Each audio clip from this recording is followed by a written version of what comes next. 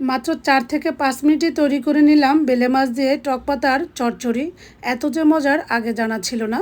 আসসালামু আলাইকুম, কেমন আছেন সবাই? প্রথমে এখানে আমি 1 মুঠো পেঁয়াজ কুচি নিয়েছি, হাফ চা চামচ হলুদের গুঁড়া, হাফ চা চামচ দিয়েছি ধনিয়া গুঁড়া, হাফ টিস্পুন জিরার গুঁড়া, 1 চা চামচ লাল মরিচের গুঁড়া, 1 চা চামচ আদা রসুন বাটা আর 3-4 চামচ দিয়েছি তেল।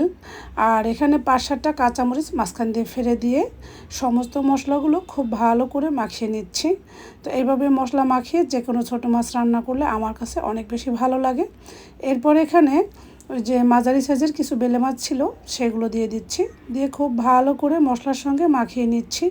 তো এভাবে মাখিয়ে আমি কিছুক্ষণ রেখে দিব, এতে করে মাছের মধ্যে লবণ এবং মশলাটা খুব ভালোভাবে ঢুকবে আর রান্নার পরে এই ছোটো মাছটা খেতে অনেক বেশি ভালো লাগবে। তো মাছগুলো আমি মাখিয়ে আমার হাত ধুয়ে একটু পানি দিয়ে দিচ্ছি, দিয়ে আমি ঢাকনা দিয়ে ঢেকে রান্না করব 5-7 মিনিটের মতো। তো ফিরে এলাম 5 থেকে 7 মিনিট পর।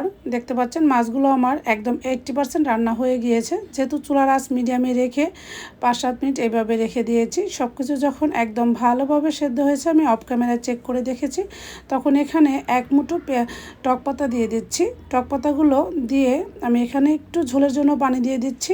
আমি একদম মাখো মাখো এটা ভুনা করব, একদমই ঝোল রাখবো না।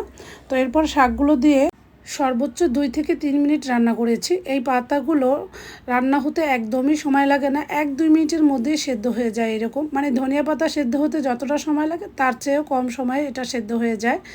তো এরপরে লাস্ট মুহূর্তে দিয়ে দিচ্ছি বেশি করে ধনিয়া পাতা কুচি। দেখলেন তো 3-4 মিনিটে তৈরি করে নিলাম বেলে আর টক পাতার অসাধারণ চচ্চড়ি।